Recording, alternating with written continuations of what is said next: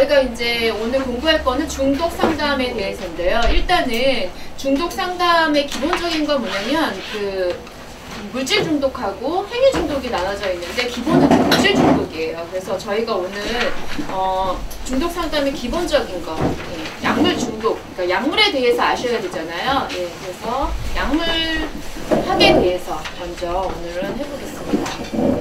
약물이라는 것은 뭐냐면 사람의 그 기능이나 구조를 화학적으로 바꾸는 물질을 얘기합니다. 일반적으로 뭐 이제 영어로는 드럭이라고도 많이 들어보셨고요. 그다음 서브스텐스. 서브스텐스는 뭐냐면 물질이라는 얘기예요. 예를 들어서 우리가 이제 일반적으로 약물이라고 하면 의약품을 얘기하죠. 먹어서 뭐 질병을 예방한다든지 아니면 뭐 치료를 한다든지 이런 이제 물질을 말을 하는 거고요. 또 뭐 본드, 신나, 우리가 일반적으로 아는 마약 같은 경우에는 일반적으로 의약품으로 사용되지는 않지만 신체에 영향을 미치는 물질입니다. 이런 물질들을 말하고요. 또한 또 일반적으로 생각할 때 우리가 일반적으로 섭취하는 음식물이나 물 같은 것, 예를 들어서 좀 약간 피곤하거나 그럴 때 여자분들은 이렇게 단 커피 같은 거 많이 드시잖아요. 이런 거 먹을 때도 신체적으로 영향을 주는 거예요. 그죠? 약물이 아닌데도 설탕이 들어있는 사탕이라든지 아니면 초콜릿 아니면 여자분들 좋아하는 카라멜 마키아토 같은 커피를 먹었을 때 기운이 나거나 아니면 기분이 좋아지는 이런 느낌을 받으실 수 있죠. 이런 것들이 있고요. 그러니까 약물에 대해서 정의하기는 굉장히 어려워요. 하지만 저희가 오늘 이제 앞으로 이제 중독에서 말하는 약물이라고 하면은 사람의 그 기분이나 아니면 감정이나 이런 것들을 변화시키는 것, 이런 것을 말을 하는 거고요. 일반적으로 중독에 관련된 약물은 그 사용이나 아니면 목적, 그 다음에 남용 가능성. 남용 가능성은 뭐냐면 이 약물을 계속 했을 때 중독이나 의존이 될 수 있는 가능성이 있는 거. 그러니까 남용이라고 하면 이제 다음번에 말씀을 드릴 건데 그 약물을 해서 감정이나 기분 고조나 아니면 향락적 어떤 쾌감이나 이런 걸 느끼기 위해서 사용하는 요런 남용 가능성과 그 다음에 의학적 용도가 있느냐 없느냐에 따라서 약물을 나눌 수가 있어요. 예를 들어서 금지 약물과 그 다음에 허가 약물. 예를 들어서 이제 분류를 하는데 금지 약물, 그 다음에 허가 약물. 예를 들어서 금지 약물은 뭐가 있을까요? 그러니까 금지 약물은 불법 약물이 될 수 있고요. 그 다음에 허가 약물은 합법적인 약물이 법적으로 합법이 될 수 있는 약물이에요.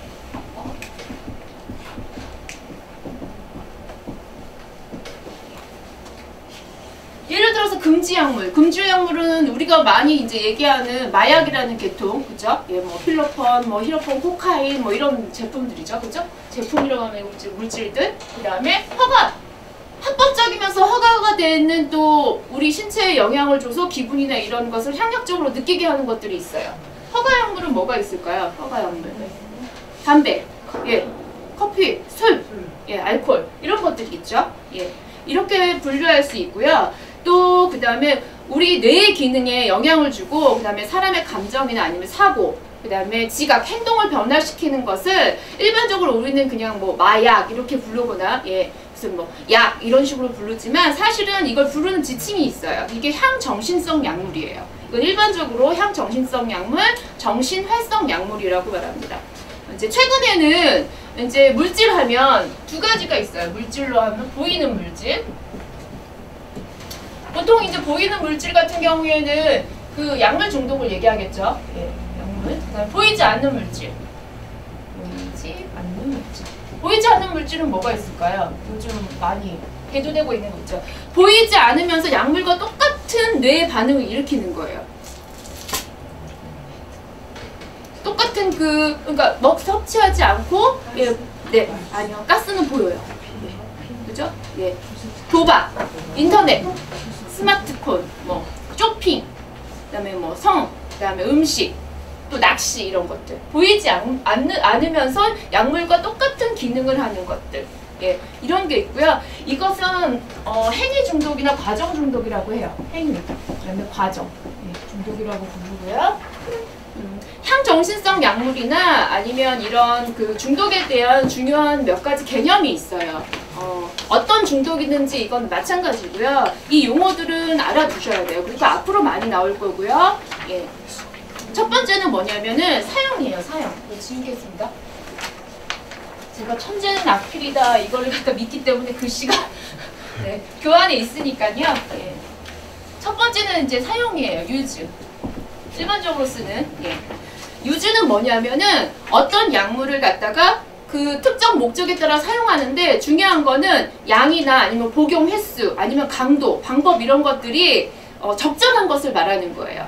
예를 들어서 이제 사용에는 두 가지가 있어요. 도구적이 있고 향락적이 있어요.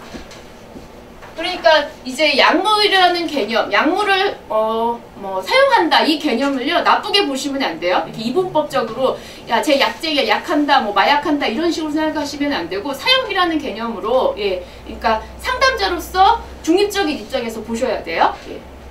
도구적이 있고 향락적이 있어요. 도구적은 일반적으로 말하는 의약품 같은 거. 네, 별 질병을 치료하거나 아니면 예방하기 위해서 먹는 걸 도구적이라고 하고요.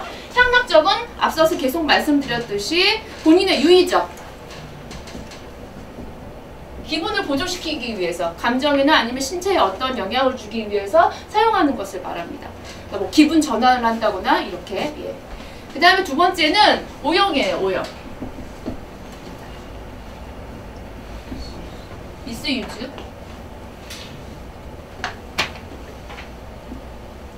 미스유즈는 뭐냐면 우리나라 말로 미국에 미스유즈하고 어뷰즈하고 두 개가 있는데요. 이게 개념이 한국에서는 되게 비슷하게 사용이 돼요. 근데 중독학에서 불명 없이 나눠져 있는 개념인데 한국에서는 남용이든지 오용이든지 같은 비슷한 개념으로 사용을 합니다.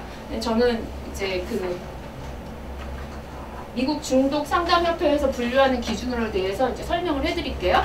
미스유즈는 오용, 한국말로는 오용이라고 하고요. 일반적으로는 처방받은 약물이나 아니면 비처방 약물을 지시대로, 예를 들어서 한 번에 한 알씩 하루에 3번씩 드세요. 뭐 이렇게 되어 있잖아요. 이런 것들을 한 번에 한 알씩 먹으라고 했는데 2알 먹으면 효과가 빠를 것 같은 거예요. 자기 기분에. 하루에 3번 먹으라고 했는데 한 5번 먹으면 효과가 막 좋아질 것 같아요. 이렇게 사용하는 거. 아니면 이 약을 먹었더니 효과가 좋아요. 그래서 이 약을 더 길게 먹고 싶은 거예요. 그래서 한 번에 한 알씩 먹은 걸 갖다가 0.5알씩 계속 먹는 거예요, 본인이. 예. 임의대로 이렇게 처방의 내용을 바꾸는 거예요, 본인이. 예를 들어서 그리고 이런 오용의 경우에는 다른 처방 약물하고 같이 섞어서 복용하는 경우가 많아요. 예. 혼합하여서. 예. 그리고 이제 예를 들어서 이런 거예요. 제가 받은 약물을 감기로 제가 어떤 약을 받았어요. A라는 약을 받았는데 저 옆에 있던 저희 이제 학우님이 감기에 걸렸어요. 내가 이거 먹으니까 낫어. 너도 한번 먹어봐. 이렇게 권하는 거예요. 이런 것들. 왜냐면 제 몸 사이즈하고 여기 학우님 몸 사이즈하고 지금 상황이 다르거든요. 근데 내가 먹고 좋았으니까 이 사람한테도 주는 거예요. 저 용법 용량이 안 맞을 수도 있는 거예요. 예. 그래서 왜 병원 같은 데 가면 이렇게 체중이 얼마나 되세요? 이렇게 물어보는 건 체중에 따라서 그 약의 그 용량을 정하려고 해서 물어보는 거거든요. 예, 이런 경우. 그 다음에 오용 같은 경우에는 노인층에 굉장히 위험해요. 왜냐하면 노인들 같은 경우에는 그 병원 일주라고 아시죠? 병원 일주. 세계 일주 말고 병원 일주. 머리 아프시면은 저기 내과 가셔가지고 받고, 또 관절 아프시면 정형외과 가서 약 받고, 또 소화 안 되는 것 같아 그러면 한의원에 가가지고 또 소화제 받고, 이렇게 하루에도 몇 군데를 이렇게 돌아다닐 수 있을 수 있어요. 근데 중요한 건 뭐냐면 아직도 그 병원이나 아니면 약국 같은 데서 이렇게 연계가 되어 있지 않기 때문에 내가 어떤 약을 구매했을 때 이 약의 데이터가 전체적으로 다 들어있는 게 아니에요. 그러니까 예를 들어서 어떤 A라는 병원에서 제가 만약에 예를 들어서 타이레놀 같은 약, 손쉽게 많이 이제 먹는 약이죠. 해열 진통 효과도 있고, 그다음에 소염 효과도 있어요. 그래서 많이 사용하는데, 그러니까 감기나 아니면은 몸살이나 아니면 뭐 관절이나 이런 데도 다 사용하고 널리 쓰는 약이에요. 이 약 같은 경우에는 기본으로 많이 이렇게 사용하기 때문에, 예를 들어서 A라는 병원에서 그 약이 들어있었고, 근데 중요한 건 약은 회사별로 모양이 달라요. 그러니까 A라는 회사에서 나온 타이레놀 성분은 아세트아미노펜이라고 하는 성분인데요. 이제 보통은 이름도 다양해요. 뭐 어떤 것은 뭐 3일 아세트아미노펜, 그다음에 우리가 제일 많이 아는 건 타이레놀이에요. 네, 타이레놀. 다르죠? 그러니까 일반적으로 이제 약에 대해서 잘 모르시면 이 약이나 이 약이나 다르다고 생각하는 거예요. 그리고 또 모양도 달라요. 얘는 동그라미에 뭐 핑크색이었으면 얘는 하얀 거에다 이렇게 장방형으로 생긴 건 완전히 틀리죠. 보는 것도 다르고 이름도 달라요. 다른 향이라고 생각한단 말이에요. 근데 사실 성분으로 보면 곰표 밀가루냐 아니면 백설표 밀가루냐 이 차이거든요. 예. 이런 경우에 노인들 같은 경우에는 병원을 하루에도 한 4-5군데 다니실 수 있거든요. 그러면 반복해서 어떤 약물이 용량이 그러니까 초과해서 약을 받으실 수 있는 거예요. 근데 왜냐면 이거는 감기약으로 받은 거야, 이거는 관절약으로 받은 거야 하기 때문에 감기약 드시고 그다음 관절약 또 드시고 이러면 약이 과다 복용이 되는 거죠. 예, 이런 경우가 있을 수 있어요. 이게 오용이고요. 그 다음에 남용이라는 건 뭐냐면 이 미스유즈와 업유즈를 나누는 기준이 뭐냐면 아주 중요한 개념은 뭐냐면 의학적 용도가 있냐 없냐의 차이인 거예요. 불명없이 미스유즈는 의학적 용도가 있어요. 그죠? 예, 내가 먹고 병이 나았으니까 권한 거예요. 그죠? 의학적 용도가 있습니다. 근데 어뷰즈 같은 경우에 의학적 용도가 없어요. 이 약을 먹었더니 병을 날려고 했던 이제 예를 들어서 의약품 같은 경우에 병이 낫고자 해서 약을 먹었는데 기분이 좋아지는 거예요. 그래서 그 느낌을 느끼기 위해서 또 그 약을 타러 가는 거예요. 그리고 이제 모아요. 계속해서. 예전에 이제 의료 요즘에 이제 이렇게 분리가 되어 있잖아요. 예. 예. 이게 분리가 되어 있는데 예전 같은 경우에 약국에서 그냥 약을 지을 수가 있었어요. 그리고 그러니까 많이 살 수 있었어요. 뭐 한 통 주세요 이러면 그냥 한 통 딱 사가지고 혈압약 한 통 주세요 이렇게. 그죠? 예. 의약분업 되기 전에. 예. 근데 지금은 의약분업이 돼서 이제 좀 제도적으로 그런 일들이 좀 줄었지만 그래도 한 달에 한 번씩 가서 약을 계속해서 사가지고 계속 매일 하나씩 먹어야 되는 약을 먹지 않아요. 그 느낌을 느끼고자 할 때 왕창 먹는 거예요. 예. 이런 경우들.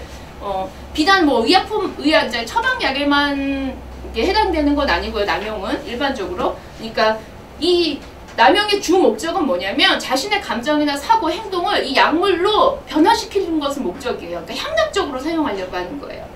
예. 그래서 예전에 러미라라는 약이 있었어요. 기침이나 이럴 때 굉장히 잘 듣는 약이거든요. 이 약은 하나의 마약으로 이제 지정이 되어 있는데 이 약 같은 경우에는 먹으면 이제 기분이 고조돼요. 저는 많이 안 먹어서 모르겠어요. 가끔 이렇게 좀 여자분들 같은 경우에 이렇게 감기약 먹고 좀 기분이 붕 뜬 것 같이 이상해요 라고 하시는 분이 있어요. 불명없이 약물의 효과가 있는 거예요. 예. 근데 그런 것을 과도하게 먹으면 그런 기분이 더 배가 되는 거죠. 그러니까 일반적으로 얘기하는 의약품이기 때문에 합법적이잖아요. 합법적인 약물을 먹고 예를 들어서 불법적인 약물의 대용물이 느껴지는 거예요. 근데 그런 기분을 좋게 느끼시면 이제 그거를 목적으로 이제 그 행동을 하시는 거예요. 그래서 그 약을 계속해서 모아요. 근데 저는 이제 예전에 잠깐 약국에 있는 경우에 봤는데 정말 이렇게 한 통씩 사가지고 가세요. 저분이 정말 그 기침이나 아니면 이 기관지염이 심하시나 보다. 아니면 이제 그때는 이게 이제 제가 이제 이쪽 계통에 이제 공부를 하기 시작하지 않은 그때였으니까 어렸을 때였으니까 이렇게 아프신 분 나눠주시려고 이렇게 하나 보다. 이제 이렇게 생각했어요. 근데 의도가 있었던 거죠. 그게. 물론 이제 그분이 그랬다는 건 아니고요. 예. 그런 경우를 많이 봤어요. 그러니까 한꺼번에 약물을 이제 모으는 거예요. 가지고 있다가 그 기분을 내가 느끼고자 할 때 그냥 왕창 먹는 거예요. 예. 이런 것들. 이런 게 남용이고요. 그 다음에 의존. 의존은 보통 이제 득텐던시라고 얘기하고요. 대부분 임상에서요, 이 정도까지 갔으면 최종 단계다. 약물 행동이나 이런 거에 최종 단계라고 이제 말을 하고 있어요. 의존의 시작이 뭘까요? 의존의 시작. 이 정도 되면 이제 보통 이제, 우리나라 같은 경우에 의존하고 사실 중독하고, 의존은 뭐고 중독은 뭐야? 그죠? 의존. 그죠? 의존은 뭔가에 의지한다는 거죠. 그러면 이거를 구분하는 건 뭐야? 그죠? 뭘까요? 의존은 뭐고 중독은 뭐야? 근데 병원에서 보시면 처방에 보시면 중독이라고 절대 사용하지 않아요. 다 알코올 의존자, 약물 의존자 이렇게 사용하거든요. 왜 그럴까요? 의존, 앞서 제가 이제 다음에 설명드릴게요. 의존의 시작은 뭐냐면요. 중요한 건 약물 섭취 행동을 갖다 조절하지 못하는 거예요, 본인이. 예를 들어서 제가 오늘 계속 이렇게 커피를 이렇게 계속 마시잖아요. 그만 먹겠다. 속쓰리다. 그만 먹어야 되겠다. 이렇게 제가 이제 조절을 하게 되잖아요. 이럴 경우에는 의존이 아니죠. 근데 이걸 조절을 못하는 거예요. 속이 쓰린데도 계속 먹는 거예요. 그리고 그렇죠? 이게 먹으니까 기분이 좋아요. 그리고 피곤한데 이거 한 잔 먹으니까 막 기운이 나는 것 같아요. 예. 그래서 계속 이걸 먹어야 하는 거예요. 이런 거. 그러니까 약물 섭취 행동 조절에 실패했을 때가 의존의 시작이에요. 그러니까 예를 들어서 이런 거, 약물 행동이 제어가 안 되는 거예요.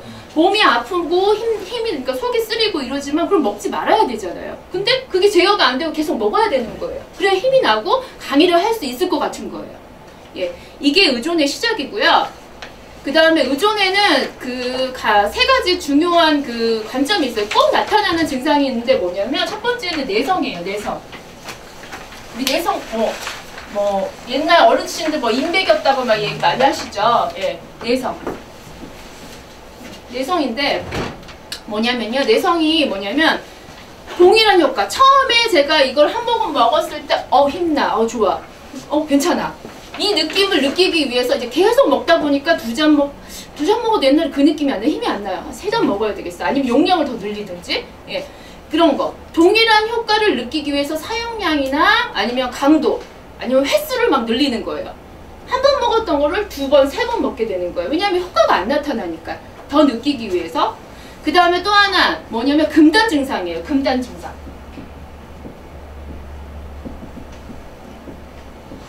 금단 증상. 금단 증상은 뭘까요? 약을 끊었을 때, 그러니까 그 약물 행동을 끊었을 때 나타나는 육체적 증상이에요.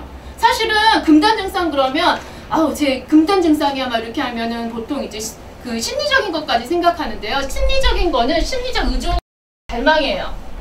심리적 의존이나 갈망을 얘기하는 거예요. 그거는 이제 생각이죠, 생각. 그러니까 습관성이고, 금단 증상은 원래 육체적 증상을 말하는 거예요. 예를 들어서 커피를 계속 마시던 제가 갑자기 커피를 끊어요. 그러면은 집중이 잘 안 되고 손이 막 떨리는 거 있잖아요. 술 왜 잠깐 동안 이렇게 단주하시고 그러면 손 떨고 막 이런 거 많이 보셨죠? 그런 것들. 물론 그런 건 가벼운 거고요. 정말 약물 행동을 만성적으로 하시던 분들은 알코올 중독자 같은 경우에는 심장이 멎어서 죽을 수가 있어요. 그러니까 이 만성 중독자들 같은 경우에는 지금 그 약물을 해서 그 주는 효과보다는 내 생명의 위협 때문에 약을 계속 해야 되는 경우가 있어요. 그러니까 지금 그 증상, 괴로운 금단 증상을 없애려면 가장 쉬운 게 뭐예요? 지금 제가 술을 끊었을 때 막 몸이 막 덜덜덜 떨리고 막 몸이 뒤집어지고 이럴 때 술 한 잔 딱 먹으면 그 증상이 딱 없어지는 거예요. 금단 증상은 그 끊었던 약물을 다시 섭취하면 바로 좋아져요. 이런 것들. 그 다음에 강박적 사용.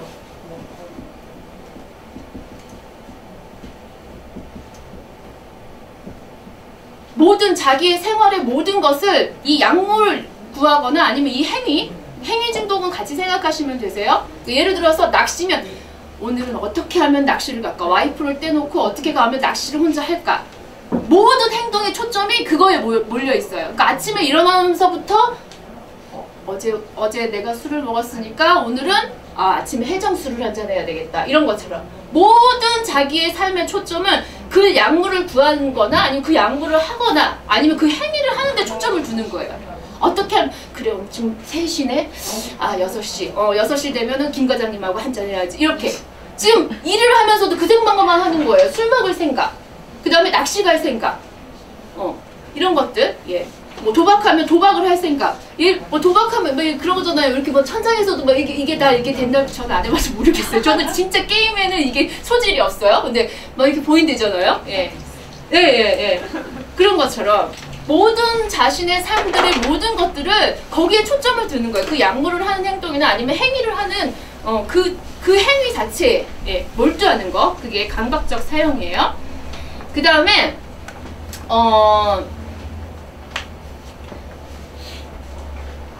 그 다음에 이거 뭐냐, 강박적 사용은요, 사용 그 시간하고 양이 계속 늘어나는 거예요. 아까 말씀드렸죠, 내성 때문에. 계속해서. 왜냐면 계속 사용하면 내성이 생기는 거예요. 예를 들어서 알코올 중독자 같은 경우에는 그 음주 측정을 했는데 알코올 그 수치가 그러니까 법적으로 문제를 일으킬 만한 수치가 나왔는데 이 사람 보통 이제 저희 라인 테스트라고 해갖고 걸어보세요, 똑바로 걸어보세요 이거 하잖아요. 근데 이 사람 똑바로 걸어요.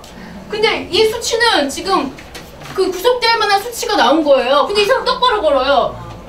이런 경우가 있어요. 이런 게 내성이 발달하는 경우예요. 인베고들은 말짱해요. 그런 사람들도 있어요. 이게 이제 만성으로 이제 그 술을 먹었을 때 내성이 생겨서 이제 그런 경우고요. 아까 앞서 말씀드렸듯이 그 오형하고 남용의 기준, 예, 아까 말씀드렸죠. 그 개념을 잘 정확하게 정립하고 계셔야 돼요. 예, 의학적 용도가 있냐 없냐 그 차이예요. 그러면 중독, 아까 말씀드렸죠. 여기 하우님 얘기하셨죠. 중독이야. 보통 이제 중독이야 그러죠. 중독이야. 저희도 이제 중독이라는 단어 많이 쓰죠. 의존이야. 저 펜 여기 갖다 주신 거. 예. 감사합니다. 잘 나오네요. 네. 중독. 네. 이거 무슨 차일까요? 이거 그죠? 중독은 뭐냐면요. 라틴어의